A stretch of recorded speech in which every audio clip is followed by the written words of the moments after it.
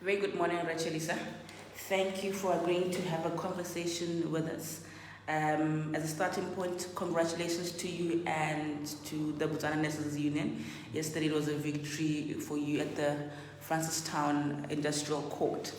Maybe for those who don't even understand what had happened, take us through your journey and then unpack for us your court case and eventually having to win yesterday. Right. Good morning to you and your listeners. Thank you very much for having me this morning. The Botswana Nurses Union approached me about 2 years back, and their complaint was that nurses were being required to work excessive hours and they were not being compensated for those excessive hours that they were doing. And the reason that they were working excessive hours is that in many health posts, nurses continuously find themselves being on what is called call. Now, being on call means that you should be available to come to work after work at any point in time that you are required. So it's essentially for emergencies. So the issue that we were grappling with in the case is whether that time that you're at home waiting to be called constitutes working time. And then we're also grappling with the question of whether the 30% committed overtime allowance represents sufficient compensation in terms of the legislation that governs overtime entitlement. So our approach to the case was to try and persuade the court that indeed when a nurse or a midwife is on call and they're sitting at home waiting to be called, they're actually working, and that time ought to be recognized as working time. It ought to be recognized as working time because, if you're on call, you can't go out and watch a football match, you can't go out and have a beer because you could get called at any point in time. So what the court was called upon to determine is whether indeed that is working time and whether the 30% committed overtime allowance represents sufficient compensation in respect of nurses and midwives' overtime work in all instances. So those were essentially the issues that we litigated on behalf of the union. Let's talk about the 30%. Some say, you say it's called committed allowance. So in essence, is it more like a scarce skill, or just unpack what the 30% includes? Because some would say nurses don't get an allowance, an overtime allowance, on the basis that they already get a 30% committed allowance.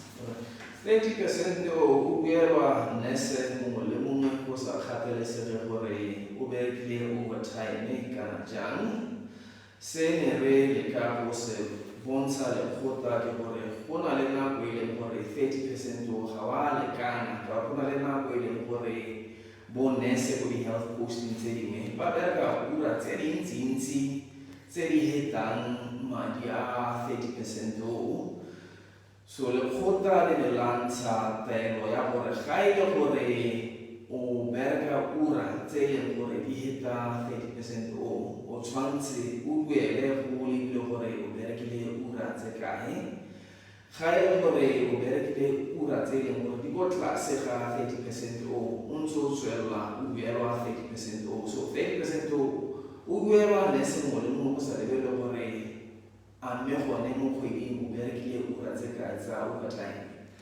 from your view, how many the 30% me asiametse le gore ka nna gore ja ka tlhalosa go na le gore kgwedi yotlhe, for argument's sake, o bo o sena di overtime tse o di berekileng, mme ya you already get the 30%. So is it not enough? Yeah, nna ka tebong ya me 30% o lekane fela gore motho wa banna a ipaakanyeditse overtime ga wa lekanela the actual overtime work. That's in my view, is not sufficient.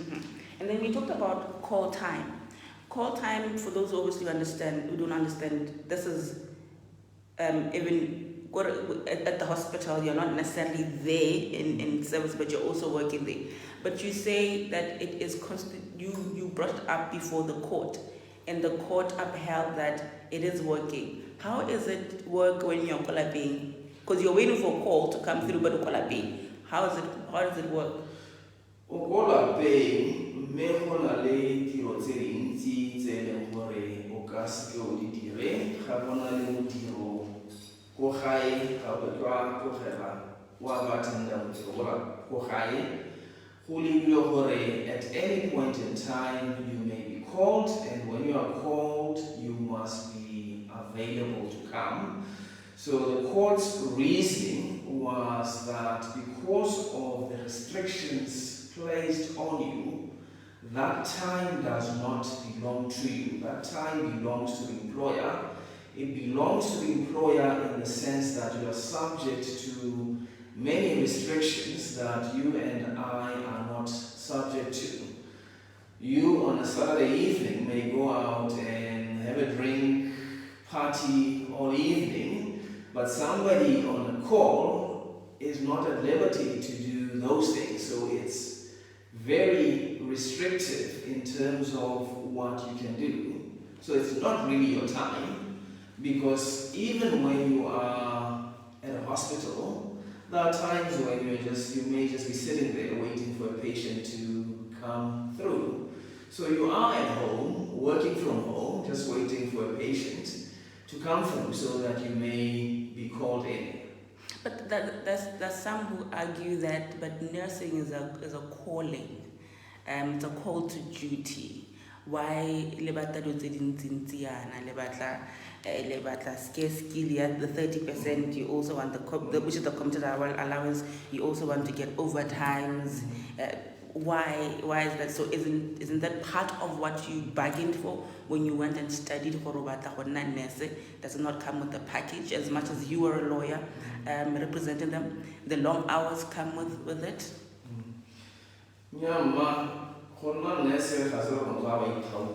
Yes, it is a calling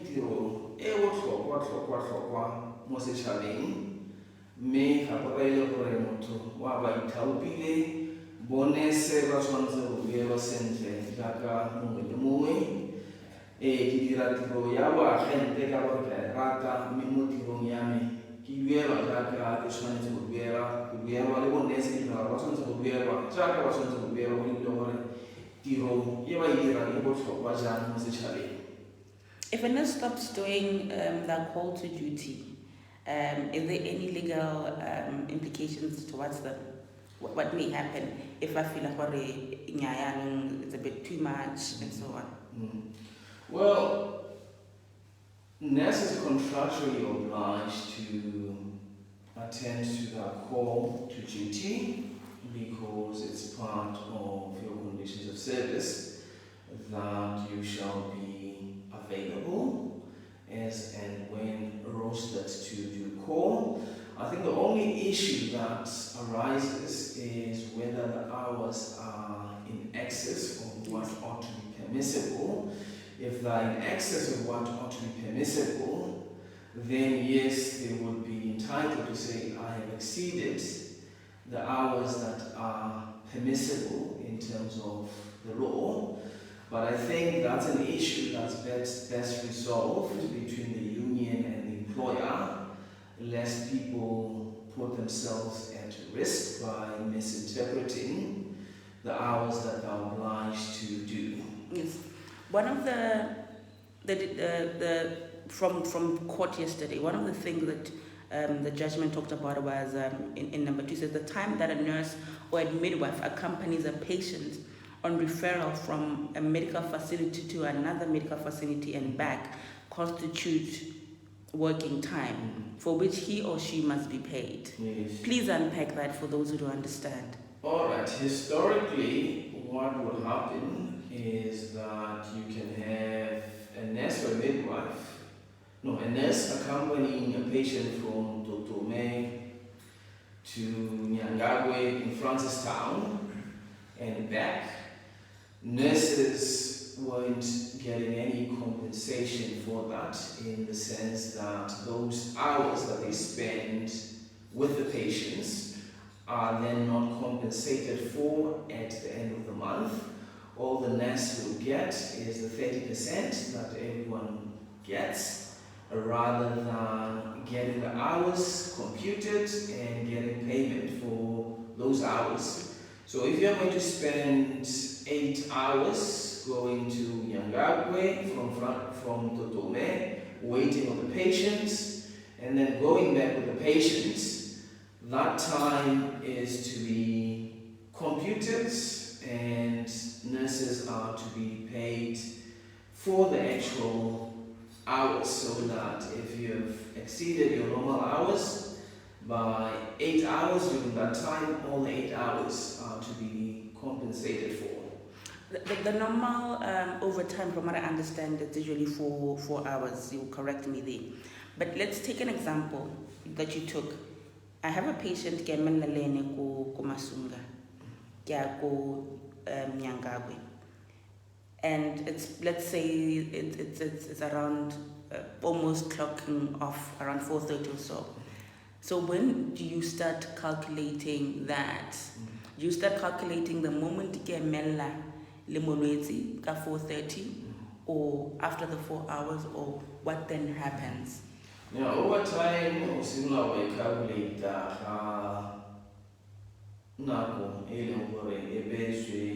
the normal hours of work, so you'd start computing at 4:30 p.m. So that's when the overtime would start. So if you're working 7:30 to 4:30, I have a 4:30 hela usimula clock. So isimula clock we tell like it does not matter how long it has taken, but the fact that even if it's after 20 hours, but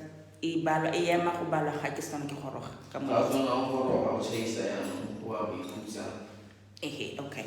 And then there's one that says nurses are entitled to take account at the time that the nurse or midwife accompanies the patient to referral from one facility to another and back, and fully comply with Section 95, subsection 5 of the Employment Act. Let's unpack the Section 95 subsection 5 for those who don't understand what the Employment Act is talking about. Section 95.5 during normal working days,